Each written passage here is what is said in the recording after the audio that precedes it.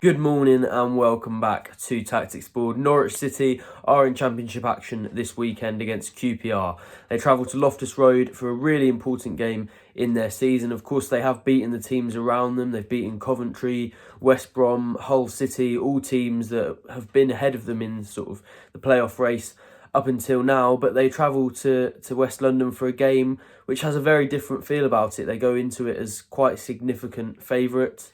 Although QPR have been quite impressive in recent weeks, David Wagner highlighted in his pre-match press conference the fact that Martí Cifuentes' side have gained more points in the last 3 games than Norwich have, despite the Canaries' impressive form. So on the surface, it's definitely a very different game to those ones against sort of, the teams that I mentioned. They've also had Leeds and Southampton recently as well. So they've become used to being the underdogs in games, but this is going to be very different. They're probably expected to take the game to QPR, even though it's a game away from home, and the psychology of it will be very different. I think it was interesting going into that Coventry game, the fact that David Wagner sort of bigged it up as a big game. In a lot of those scenarios, managers would be playing it down and trying to take the pressure off players, but you got the sense that maybe Wagner felt that his team were good in that sort of scenario where they were chasing points, where they knew they had to do well. And in this one, where there's maybe a little bit less attention on it, it feels slightly less big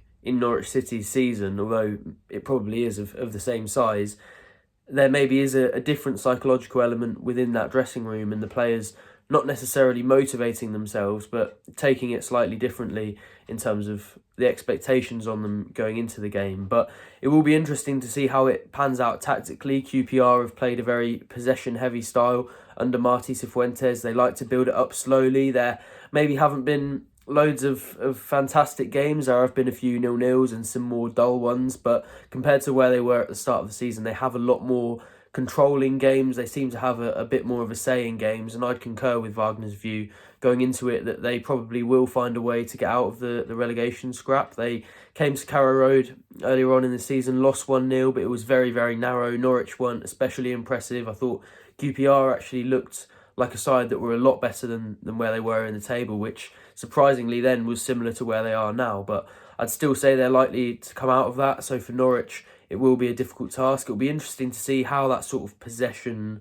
plan sort of pans out, because going into the Coventry game, you felt maybe they would go slightly more defensive, but they actually dominated possession. I think they had 59% in the end at Carrow Road. Obviously, the red card plays into that, the game state as well a little bit, but it was certainly a more proactive style of play and sort of tactical setup from Norwich in that one than we've been used to seeing against the likes of Hull and West Brom and Southampton and Leeds, as I mentioned previously. So it'll be interesting to see if Norwich take that same approach into the QPR game. Of course, they aren't at home, which was probably a factor in that decision, but they are going to QPR, who, as I've said a few times, are definitely underdogs going into this one. So a sort of decision for Wagner on that one, I'd err on the side of saying that he probably will actually want to go and be proactive, given how well they played.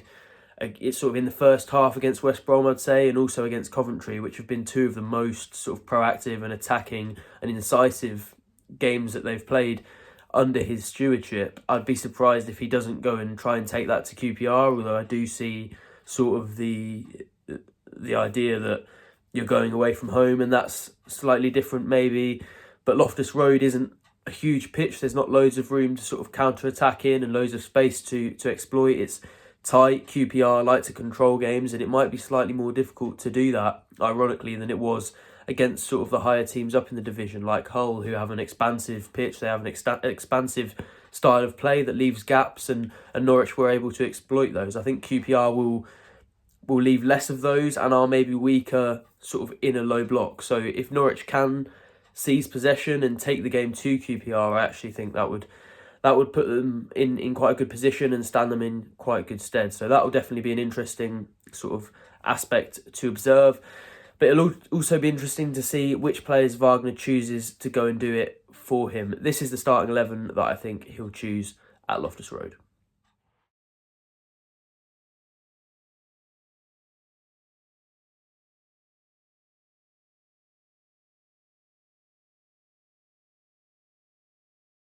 Gone for Angus Gunn in goal, Jack Stacey at right back, Grant Hanley and Ben Gibson at centre back, with Dimitris Yannoulis At left back, Gabriel Sara and Kenny McLean in the centre of midfield, with Jonathan Rowe on the right, Borja Sainz on the left, and Ashley Barnes behind Josh Sargent up front. From the back, not really any questions to be asked about Angus Gunn, is there? Wagner did actually speak about him at the pre-match press conference and praised him and said his only worry about him was the fact that he's got to play Germany in the Euros this summer, assuming he makes it, of course, which I think we all are. He's improved the areas of his game this season that I think he lacked last season. He's got a lot more presence in the box. He comes out more readily. He looks more comfortable sort of claiming crosses and things. And his stage of his career, having already been one of the best goalkeepers in the league last season, to still be improving and still be adding things to his game is absolutely fantastic. No argument in my head that he's sort of a Premier League level goalkeeper. He's definitely one of the best in this division, and given his contractual situation, I'm sure that's something Ben Napper is looking at the moment, and he's guaranteed to start when fit for me at the moment. Jack Stacey at right back, and I think he's also improved his performances. Another good showing at Coventry. I'm saying this every week now, and it's probably at the point where it's not really worth saying, because I think he's actually been consistently good since Norwich have sort of turned, not necessarily the results, because that's happened for a longer period of time, but since Norwich have started to turn the performances, I think Stacey has been key in that, and he's been very, very good at right back. At centre back, it's a forced change, because I think after recent performances and Wagner's trust in Shane Duffy, he'd like to keep him in the team, but he is out with a calf injury. The extent of that is still being sort of assessed at the moment, so we'll see how much of a long-term blow that is, but at the moment he's definitely not going to feature at QPR. So I've gone for Grant Hanley in there. It was a little bit of a surprise to see him on the bench last weekend, although we all know, as I said before, how important Duffy is and how much Wagner likes to have a left footer, a left centre-back as well, and Ben Gibson is obviously the only one of those available at the moment for the club. So he doesn't really have much choice other than Hanley and Gibson this weekend, unless he's going to suddenly trust Danny Bart, who hasn't had loads of game time this season, and that feels really unlikely. But Hanley does have a lot of aspects to his game that maybe Duffy doesn't have, a lot of attributes. He's got a bit more pace than Duffy has. I think distribution-wise, they both struggle, to be honest, in a possession-based side, but Duffy does have the slight edge over Hanley, so if Norwich do go and play that proactive possession-based style that I suggested, it will be interesting to see how Hanley sort of adapts to that, and you'd suggest he might not be as much of a big part of it as Gibson will be, but yeah, I think overall it has to be Hanley, and I'm fully expecting it to be at right centre-back. Ben Gibson at left centre-back I thought was actually better than Duffy against Coventry, had a really good game for me quietly, and we all know the strengths that he sort of has in possession. With his age and contractual situation, these might be his last few months in yellow and green. In fact, that feels fairly likely, but for now, if he does reach his top level, he can be a very, very good player in the Championship, and especially with Norwich now increasing their sort of attacking proactivity, increasing the amount of the ball that they have, he's going to be a key player in that if he's in the team. And if he can perform, then there's not really any issues with him, especially sort of in the fight for the playoffs in the Championship. At left back, this is where my choice and David Wagner's, or what I'm predicting to be David Wagner's, would diverge. I would choose Sam McCallum. I've been fairly open about the fact that I think he's had a better season than Dimitris Yunus so far this term. I think he's been excellent whenever called upon, but it's quite clear from Wagner's team selections this season that he just fancies the Greek a little bit more than he does McCallum. You can see what he likes about Nunez, and I thought in the second half against Coventry he improved a lot on the first half, but I still feel he's been too inconsistent and hasn't really reached the levels that we've seen from him in a Norwich shirt previously. So I don't expect that we're going to see the best of him maybe from now until the end of the season, and likely until the end of his Norwich career.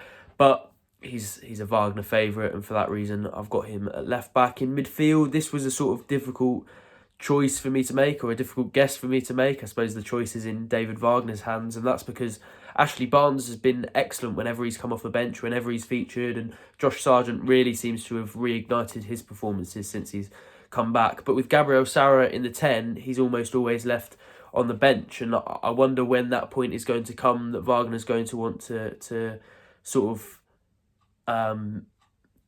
have both of them in the team and try and maybe increase the attacking productivity from that in that sense. I was speaking to my good friend and Norwich fan, Peaky, the other day, and he sort of suggested, actually, and I'll give him a shout out because I'm going to steal his idea, that Sarah in the 10, might be more of a ploy for sort of, away games and games where maybe Norwich are the underdogs and they need a little bit more steel in midfield. I know Sarah isn't obviously your typical defensive midfielder, but as a number 10, as far as number 10s go, he's definitely more at the sort of physical end. And then maybe when Norwich are trying to be more proactive in games, that Sarah might drop back into midfield and they might go with two strikers, and I actually thought that was a good idea from him, to be fair. So just thought I'd give him a little shout out there, and I think we'll see that, or I'm guessing on very fine margins that we'll see that at QPR. I just think Barnes' performances recently have been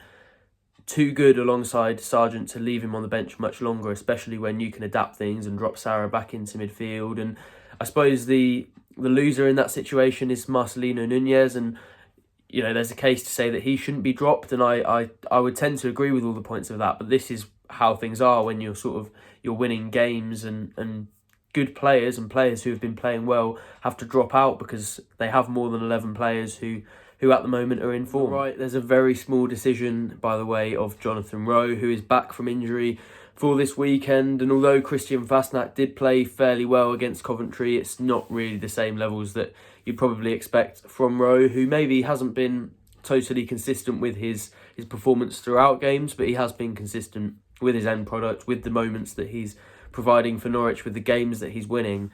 And when he's fit, it's very difficult for anyone to drop him, really. So although Wagner likes the sort of tactical elements that Fasnacht brings to the game, and I thought technically and physically he was fairly good against Coventry as well, I think it makes sense to bet on Jonathan Rowe to be back in the team.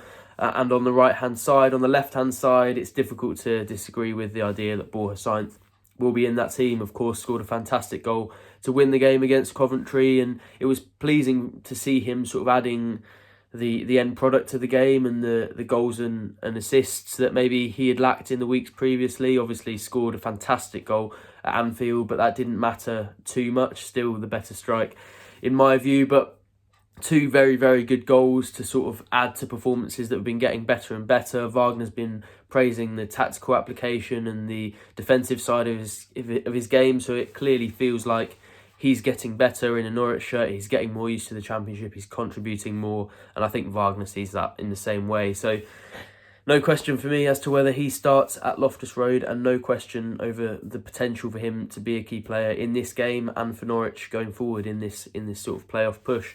Up front, Josh Sargent, who is probably more key than anybody else. We've seen how performances as well as results have sort of transformed since he returned to fitness, and he brings the players around him up with him as well. I wrote a feature recently about Ashley Barnes, which you can read on the Pink and Plus app, and how Sargent has sort of dragged his level up. He struggled without him, and that partnership has really flourished, but he doesn't necessarily need Barnes in the same way that Barnes appears to need Sargent.